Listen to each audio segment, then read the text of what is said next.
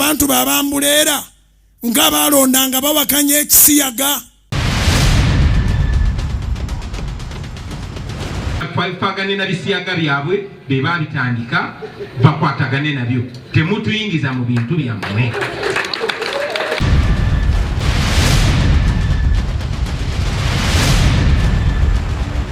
Alright, mpwaniriza webale nnyo webale ddala mulyotya muganda wange tulaba naawe atulengera oba atuwulira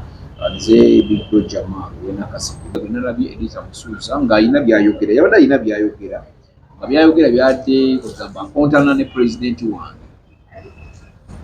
omanyi Eddy Kenzo omuyimbi ate pulezidenti wa Federation Uganda Musician Federation era yabadde mu kwogera kwe mpogera kwe kandawa nsobola okufuna kagundi kano kabawule mpogera kwe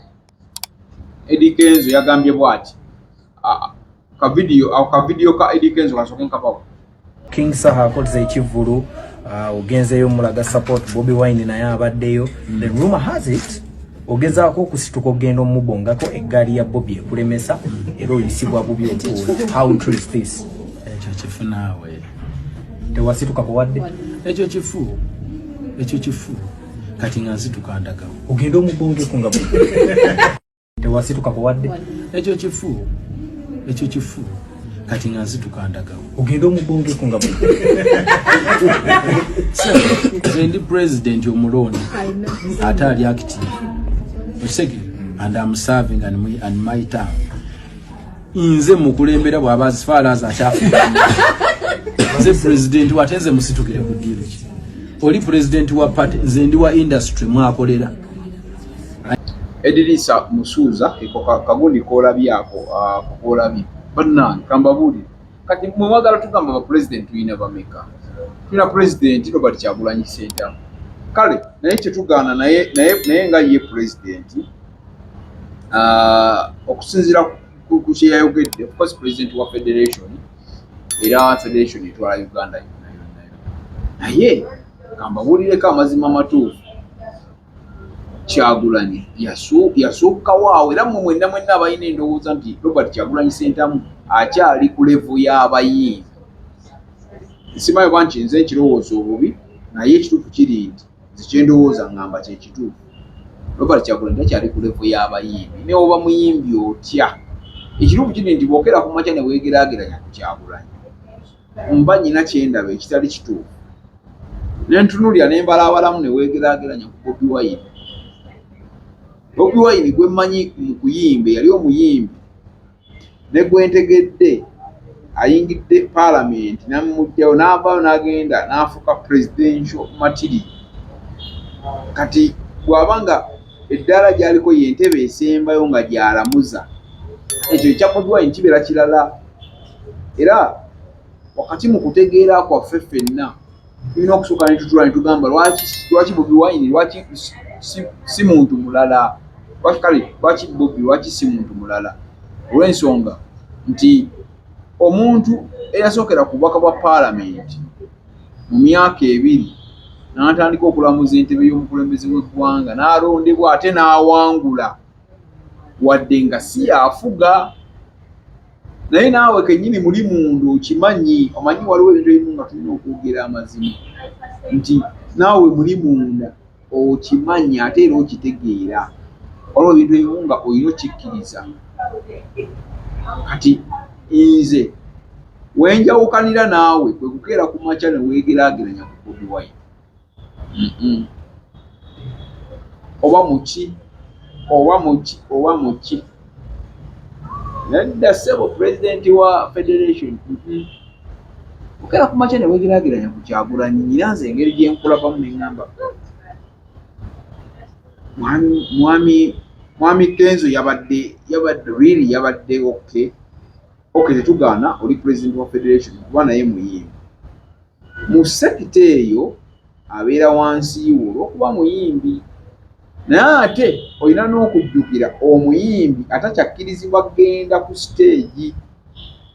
omuyimbi ayimba ennyimba ze n'aziteera mu studio nga takyakkirizibwa kupafominga wantu wonna mu ggwanga ate gwe ng'opafominga nti Bobi Wine omuyimbi atakyakkirizibwa kupafominga mu wantu wonna ate gwe president wa federation gwe ng'opafominga kati ekyo bw'omala okukitegeera n'ogamba naye ndi president wa federation nze ennyimba naate oli omuyimbi gwe ŋŋamba nti okali under me tayimba naye alina leve endala gy'aliko ng'ekituufu kiri nti nga kiyinza okutwala decades okubeera nga tuzzeemu okufuna omuntu akutuse mu bayimbi n'avaayo n'agenda ku levu y'omubaka wa parliament n'avaako n'ayingirira first seat n'agamba nti njagala kulamuza bukulembeze bwa ggwanga neyeesimbawo n'awangula n'atandika okuba nga ali international brand nti bw'agenda e Italy bw'agenda America bw'agenda e Germany bw'agenda Australia bw'agenda e UK bw'agenda e China bw'agenda wa nga is known era international brand ng'obudde kuba okuba is known nti ensonga gye waliwo ensonga gye yaleetako wano eno bannakenya naye bakwatako South Africa naye bakwatako nga ye nti baamukwatako bukwasi bwe bati ne bamusiba ensi yonna ne yeekalakaaza kitegeeza ki tulekerawo okumubalira ku levo zaffe nga actually si zaffe mmwe abayimbi mulekerawo okubalira Kyagulanyi ku levo zammwe takyali yabuukawo nga kiyinza okutwala ebbanga okubeera nti Kyagulanyi mumukwata ng'ovudde wano ogera n'ogamba nti ngeri bakuyaayanira eri abazungu oba n'oyogera na okay besides abazungu kubanga namwe mugera ne muyimbira abazungu n'ogenda ndowooza katugambe senator oba prime minister w'ensi emu n'akulinda ng'alindirira bwa Kyagulanyi senator Bungereza nga bakulindiridde mu America ng'olina kwogera ne baseneta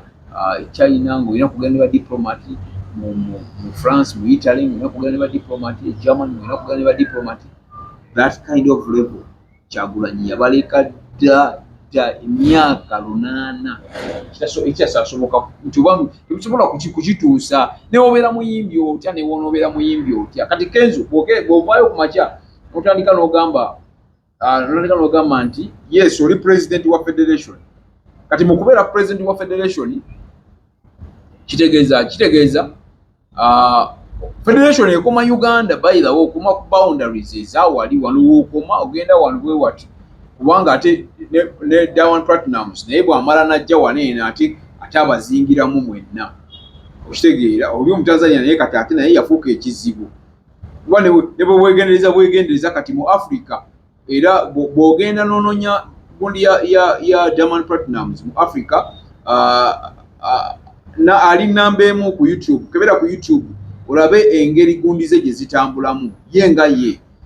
so kitegeeza nti oyo omusajja ate kati wano ye munene nnyo nti mulimu n'omuyimbi omu gwe mu federation yose gwe mmanyi nti kati nze ate mutwala nti wabanga si namba 3 namba 5 yejoze kamiliyoni wano gwe tubala nti yayinza okubanga asobola okubaako n'apiikinga yes tugaana bw'otambula n'ogenda e Bulaaya ogenda n'okola Uganda flag ogiwanise musical olina engeri gyotutaddemu nti ogenda n'okuba ebisaawe n'obikuba e Singapore n'obikuba gy'obikubye yonna n'ogenda wagenda e Japan n'okuba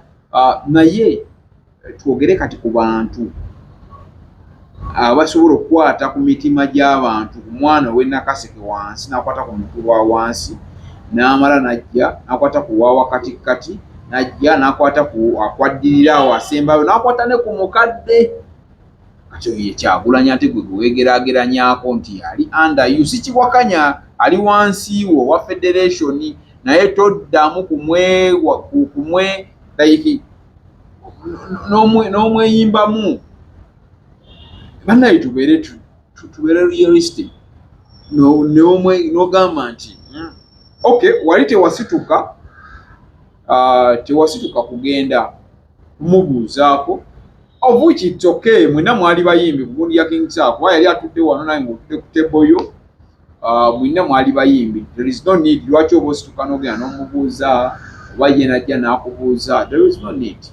mwina buli omu with due respect mwali bayimbi era mwagenda ne mukola ki ne mubeerawo ku show ya muto wammwe. Naye nze wali yange weeri kwe kuvaayo gwe n'ogamba nti tewali nsonga lwaki onoonya Kyagulanyi. Olwaleero King Michael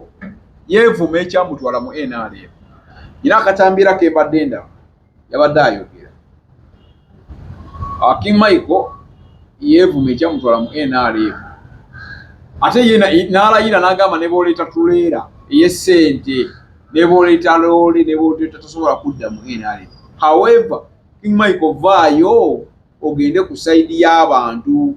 It's not too late. Kyagulanyi takusibirangako muntu wabweru. Nze nakugamba luli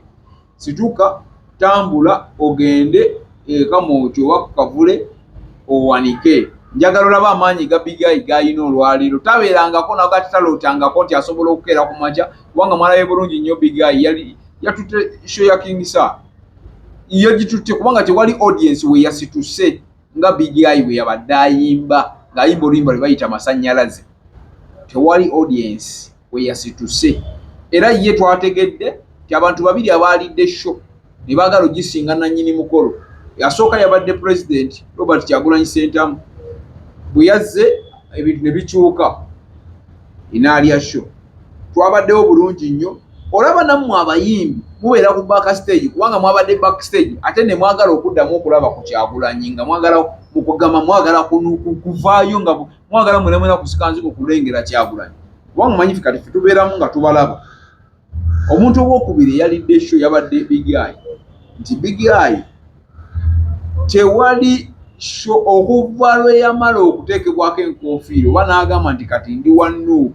mu kavule wali we twali. Bigayi buli waalaga oba ayimbye bitya abantu bamwagalirayo yoyo bigayi. Era woddamu ne weegendereza mwabagoberera mutandika okugoberera ebintu bya Uganda, mutandika obigoberera mulebeka kubeerayo nga muwakana buwakanyi. Genda ku YouTube olabe bigayi. If you compare omwezi gumu gwe yakabeera nga bamutaddeko enkofiira ng'okuva wayingidde Nuupu n'alangirira,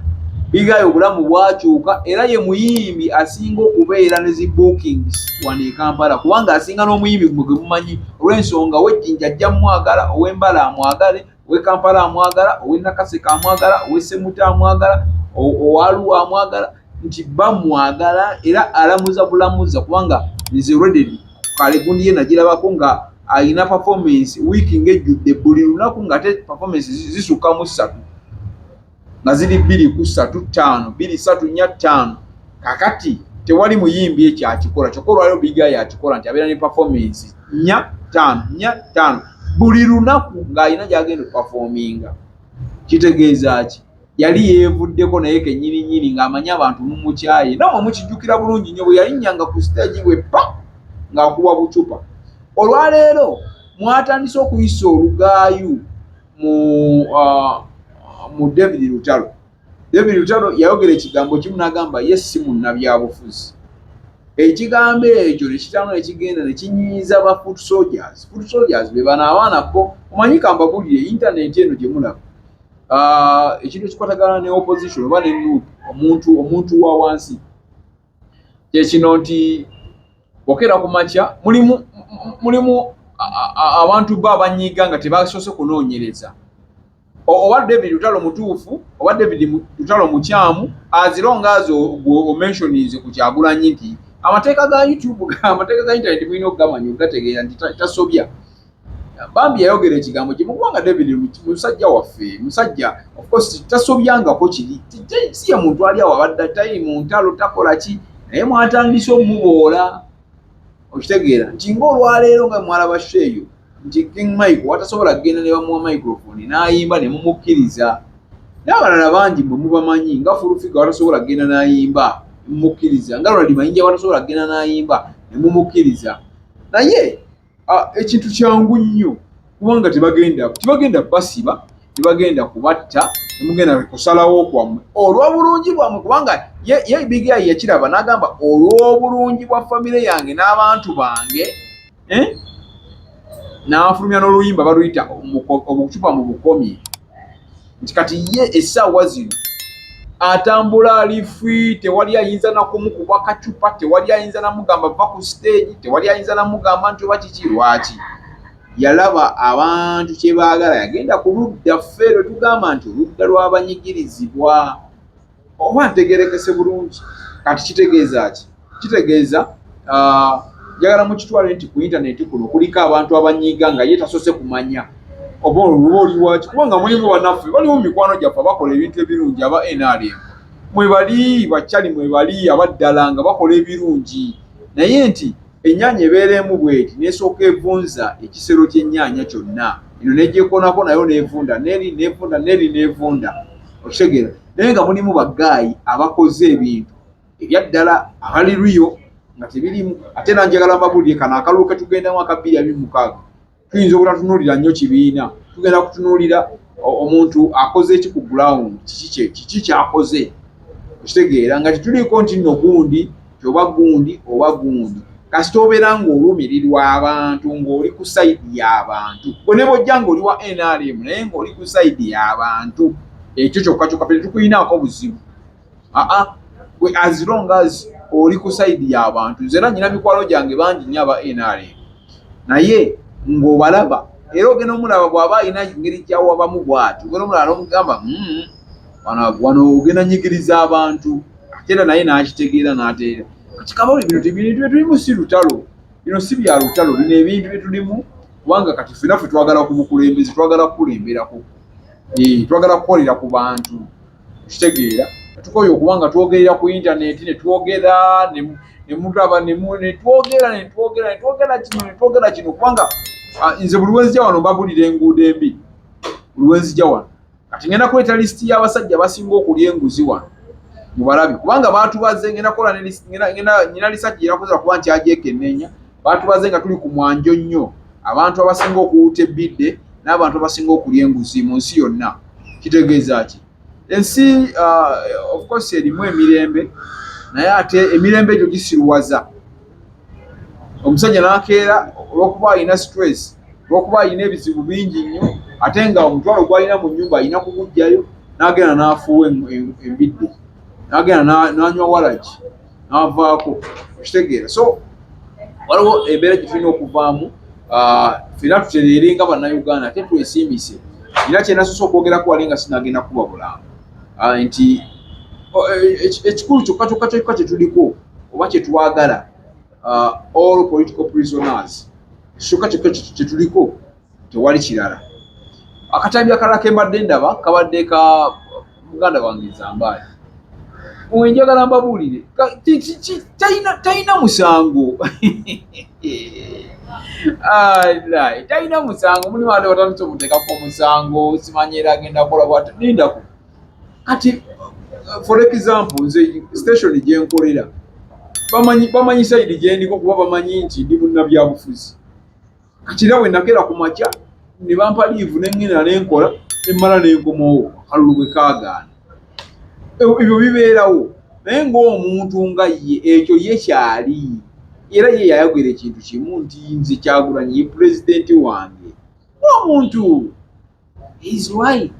Constitution emuwa eddembe okuwukira ku expressing ekintu kye kyawagira. Kati mmwe abalinamu gundi mwakifuna bubi, okitegeera nga bwe nalabyewo nalebo Kasolo eggulo ku balometa, ate ng'alina kyagamba nti ffenna we tuli wano eno naye Zambaali wa Nuupu, and so what? Okitegeera muganda wange. So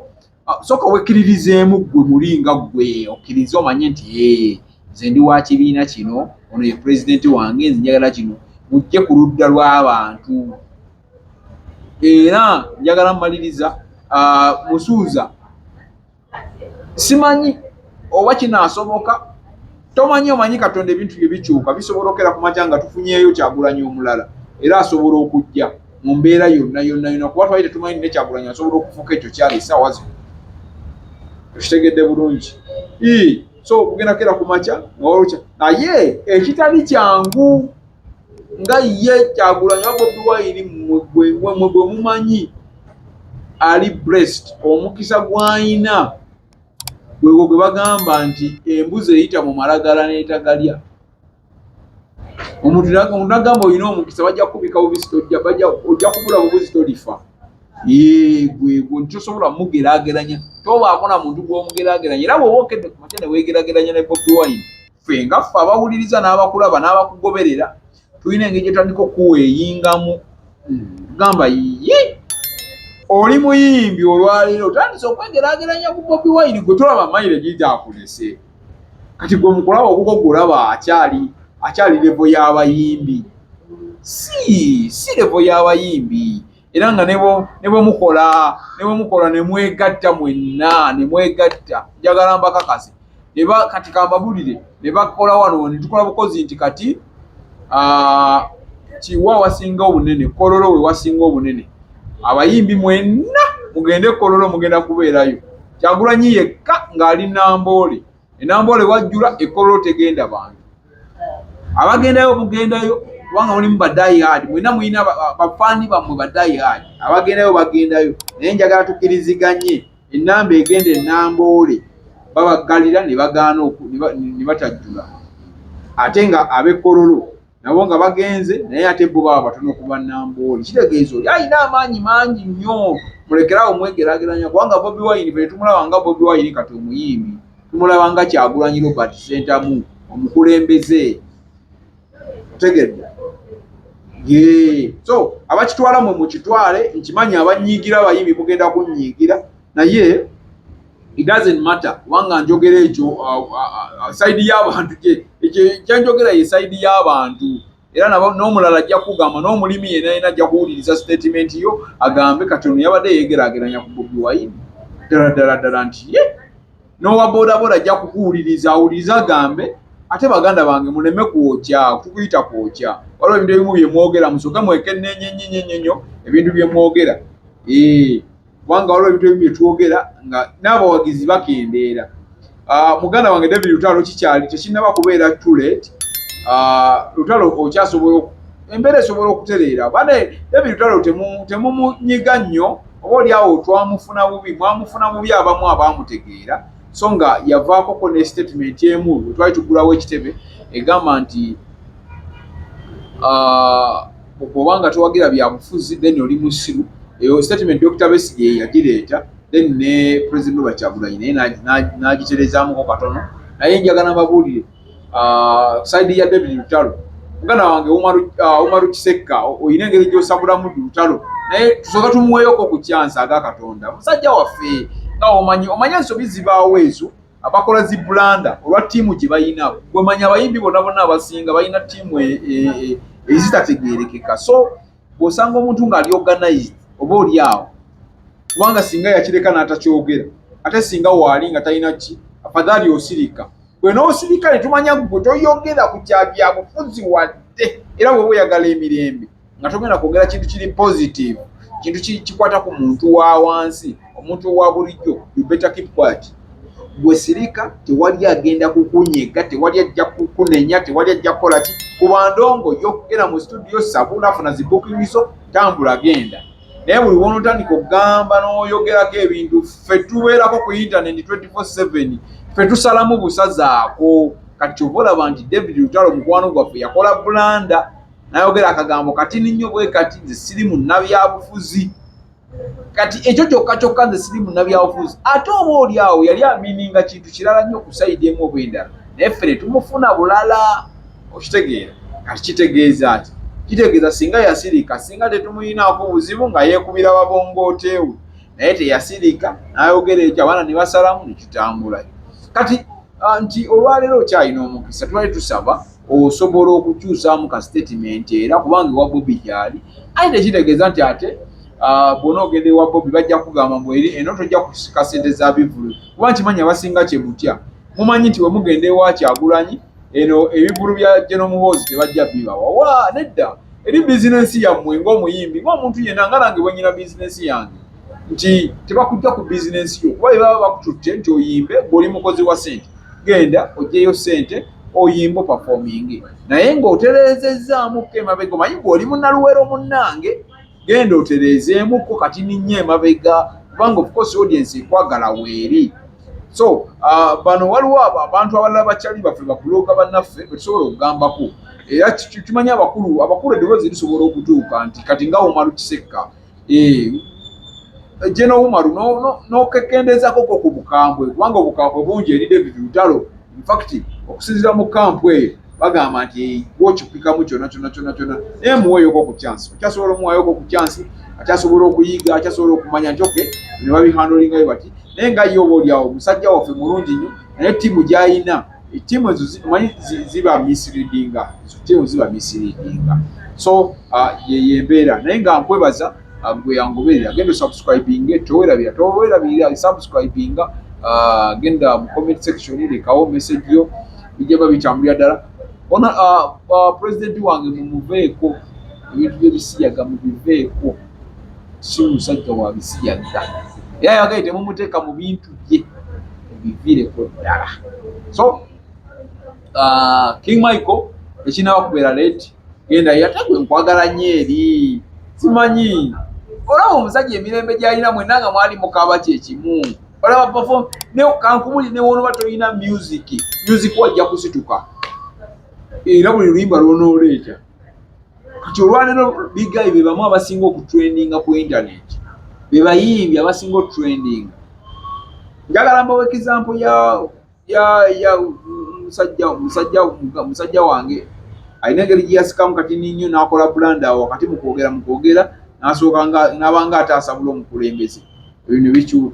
byakyuka era kati bw'otunuulira internet engeri gy'atambulamu ate kati just no internet controlling eri mu control oyagala watoyagala kati bw'oba oyagala embeera yonna fe abali ku internet tusobola okontrolinga ekintu tugikontrolinga olw'ensonga bwe mba nnyina abagoberezi bange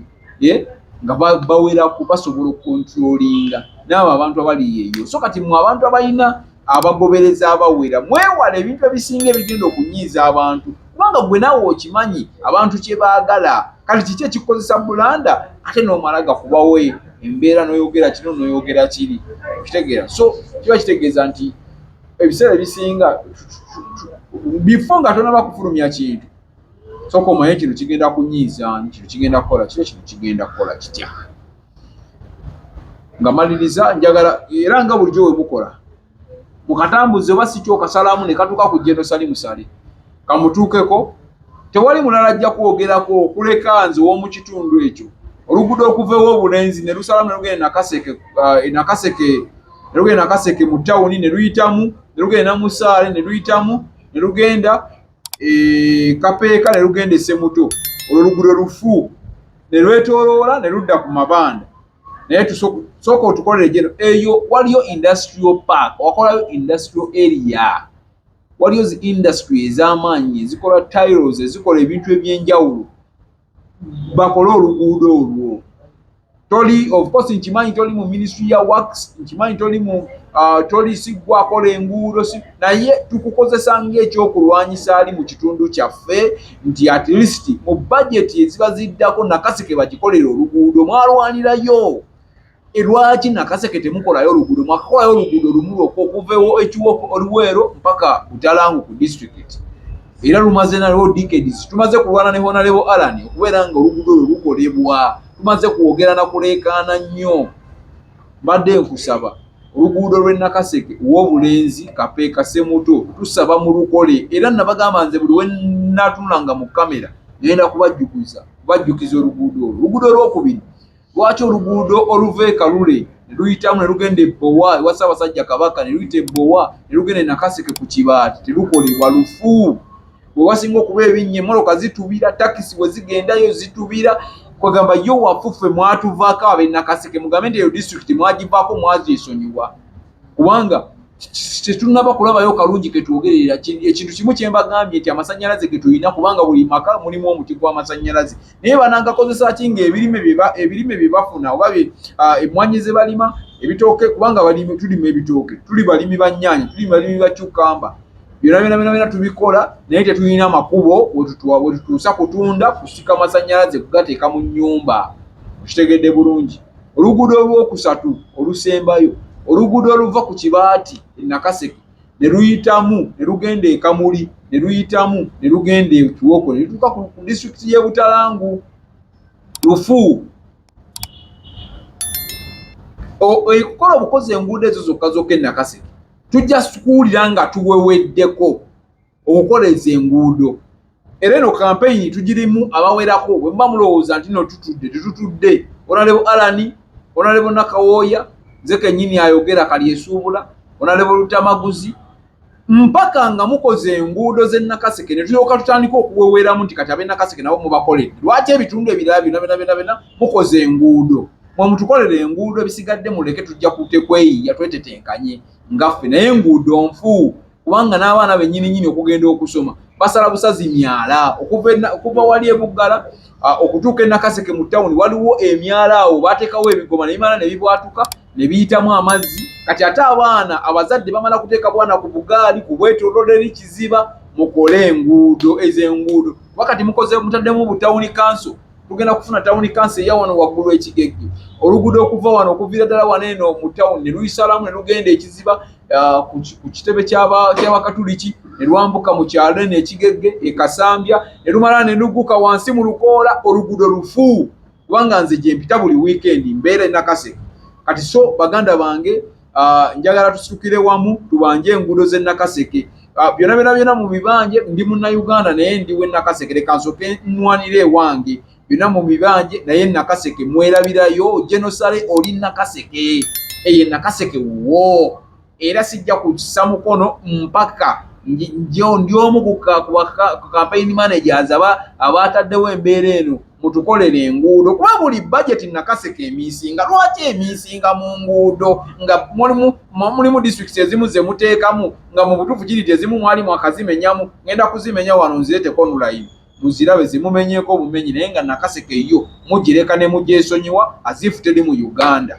Mbalamusiza bannayuganda mwenna, amanya gayenze Kizitaalaba, kampani yaffe eyitibwa Net Connect Travel Agency tuli Mmengo. Mujje tubayambeko okola paperwork ow'ensi zonna eza Bulaaya okugeza nga Canada, America, UK, Australia ne Schengen visa zonna tuzikolako. Tetukola z'Abawalabu nedda. Tuli Mmengo tukuyambako okola paperwork omutuufu omulungi n'ofuna visa. Tukola visa eza student visa, tukola visa ez'okulambulako abaagala ogenda mu holiday zonna tuzikolako. Enamba yange y'essimu eya WhatsApp eri 0702 28 27 34. Gye nkwata mu ngalo eri 0700 31 62 28. Naye abamawulire Bungereza bamutadde ku kisenge ne bamugamba naye abantu babambuleera nga balondanga bawakanya ekisiyaga yabeeganye yagambye abawakanya ekisiyaga era bamwami Museveni akyagala musajja oyo alimba kubanga singa takyagala alina okuvayo straight. Robert Kyagulanyi Ssentamu olunaku lw'eggulo olunaku lwali lwa kubiri yakyogedde bulungi nnyo olwokubiri n'akikkaatiriza n'agamba ye tawagira Museveni naye temwamufuna bulungi kubanga ekisooka alina abaana alina omukyala era nammwe mukimanyi. Naye njagala kugendako ewa mukadde wange abeera mukadde pasita nisagala nnyo sitera nnyo kubaako nebyenjogera nga nzira mu bantu abakulu naye waliwo olaba wekyetaagisiza kati nga pasita Bujingo ye yavuddeyo n'alaga mu njogera gye yayogeddemu mu njogera gye yayogeddemu okusinziira nga walabika vidiyo akapasa Bujingo yabadde annyonnyola. Pasa Bujingo ye yalaze nti ate ye Kyagulanyi alina oba awagira ekisiyaga n'okuddamayikala pulezidenti tawagirangako okukisiyaga n'omulundi n'omutakirangako n'akiwagira. Ndowooza gwe wamufunye obubi kubanga bwe wamufunye bulungi nzikiriza nti takiwagiranga kutakirangawo kumakya n'agamba nti nze mpagira abali ebisiyaga. Osobola otegeerekeka oba so mu bintu ebimu byeyayogedde regimu eri essaawa zino okulembeze regimu eyo yegezaako okuteeka propaganda mu bigambo byayogedde naye nga bwe yatugambye gwe wawalolundi munamawuli yamubuuza n'agamba nti tosobola kubaako nakyomugjamu ng'abazungu bwe balemeddwe okumutegeera oza kyategerekese bulungi bannaffe abasinga nalabyeko ku honorable Medadi Rebecca Segona ng'alina interview gy'aliko ng'agamba mbu abamu abaawambibwa babajjamu amaaso okusinziira ku bali abaaliyo. Interview ya honorable Medadi eri ku YouTube ne ku TikTok gyeri. Abamu baawambibwa okusinziira ne ku bali abaaliyo balama bajjibwamu amaaso bakola batya. Way forward eri nti ffe Bannayuganda nga Bannayuganda abaagala enkyukakyuka era abalumirirwa abantu baffe abalala bannankyukakyuka kubanga teri muntu awogerayo n'aleebakusiba ebiseera ebisinga sikyangu kyakusanga oleka nga yawukanye ku ndowooza y'abo abali mu kibiina ekyo ekyo kyemmanyi nze kyensinga okutegeerwa aba yawukanye ku ndowooza y'ekibiina ekyo asobola okusibwa oba okutandika okutulugunyizibwa naye ekikulu kya byonna waliwo ensonga eziri mu ddiiro kati n'ensonga z'okubeera nti nno tubanja abantu be baasiba, tubanja abantu be bakwata, tubanja abantu be baawamba, tubanja abantu be basibye mu makomera nga tebavaayo kugenda mu makooti kuwozesebwa kubanga ne bwe baba era nalaba ne interview emu mukulu owekitiibwa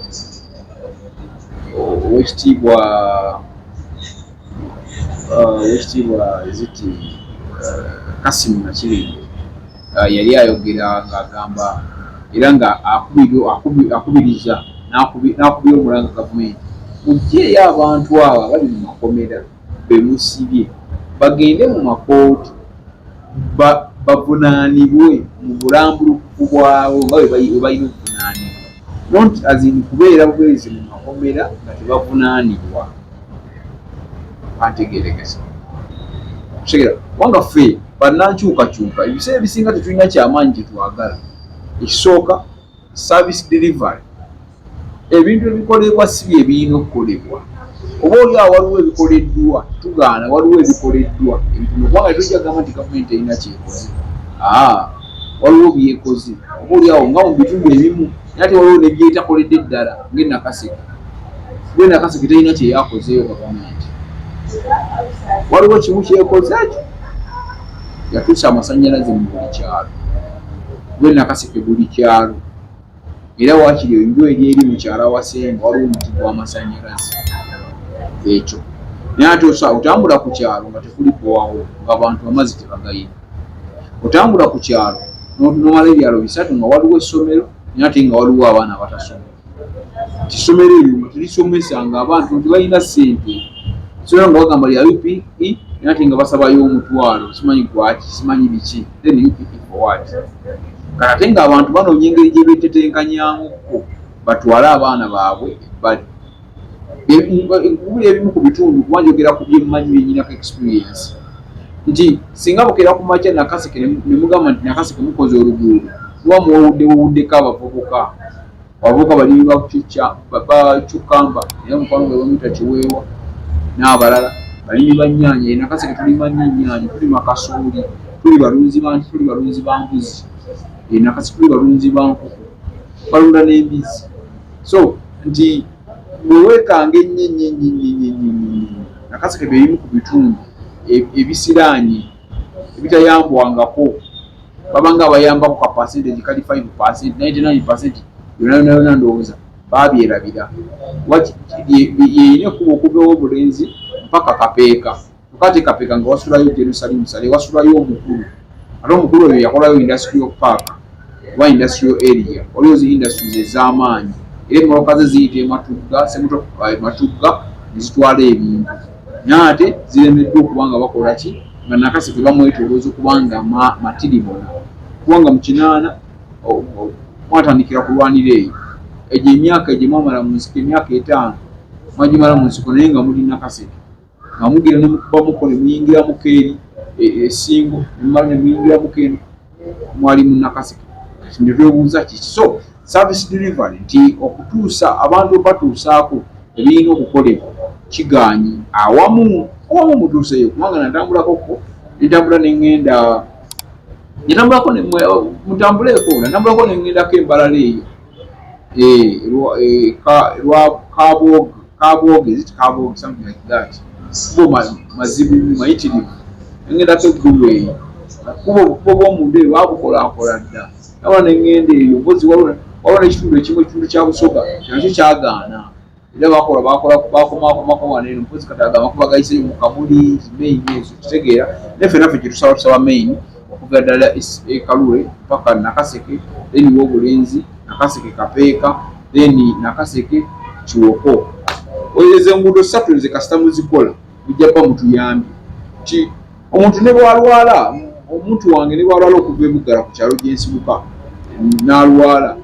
okumudduza omutuusa mu ddwaliro waba wangu amakubo gaba makole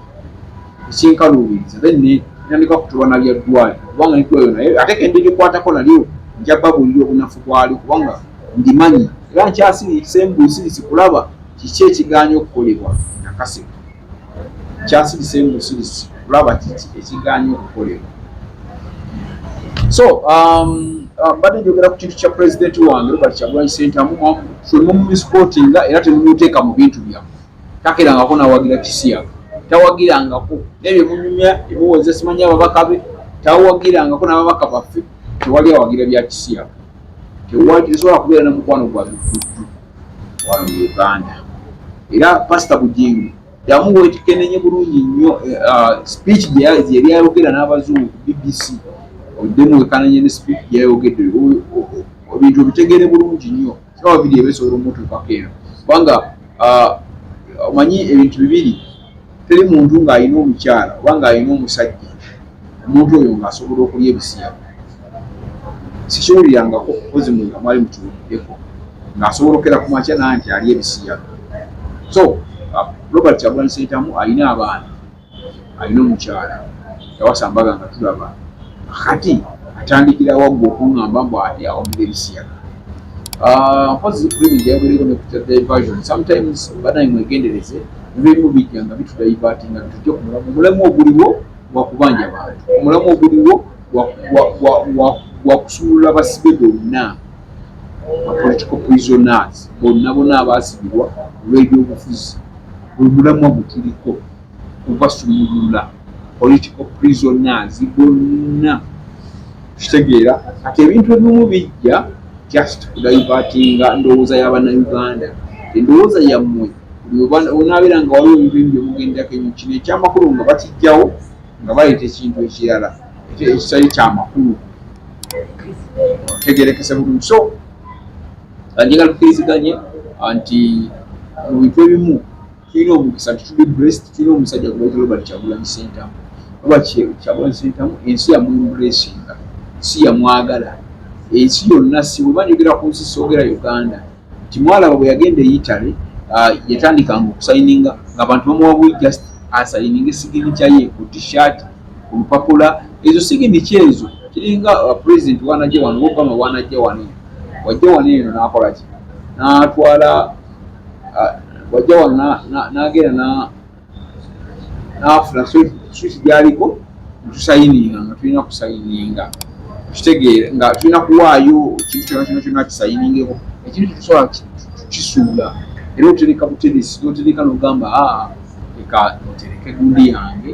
Obama yagisayininga kati Robert Kyagulanyi Ssentamu tulina omuntu ng'omuntu oyo Katonda yamwembulesinga ng'omuntu ali blessed omuntu nga ye ng'omuntu Katonda yamuteekako feva n'amugamba nti kati gwe kino gwe kubanga time buli kimu ekituuka n'obudde bwakyo kiba kituuse tewali oyinza kungamba mu kino tekitunatuuka kino kituuse kino kiriwo eki kino kiriwo eki time bweba etuuse time ya Kyagulanyi yatuuka era bawa example omusajja oyo okumanya w'amaanyi era njagala okukubiriza omulanga bano abayimbi olw'ensonga nti tewali kintu kyakola ekiba nga waliwo kiinamu enkenyera nno bamunenya waliwo gwe nalaba amunenya lwaki yataddewo yasuddewo ebintu byatambula world wide tour n'amala n'akomawo no waliwo omuntu nga muntu tewaliwo abayimbi nga bantu ba Kyagulanyi nga Kenzo situmuwulyangako wonna ng'atagadde wa biki olwo abayimbi betumanyi waliwo omuyimbi gwemanyi Kabako Yangmulo Kenzo waliwo abayimbi bemmanyi nga Mathias Walukagga nga tebakyukangako from day one balina Kyagulanyi kati Kenzo ebbanga lyabanza balema nti takola concert yali ayina Kyagulanyi yali ayina okubeerawo embeera yonna ng'alina okubeera tekyabadaza ku Masaka Road Kiwawo ku Mityana Road Busunjo Baka Mende Kohima Road Bombo Road Gayaza Busiika Gayaza Kayunga n'okwetulula Mukono yonna saako mu bitundu bya Uganda eby'enjawulo basoloza amayumba g'abapangisa era nga bazimba n'okuwa pulaani z'amayumba Senjale bebokka abakulaakulanya omuntu wa wansi n'okumuzzaamu essuubi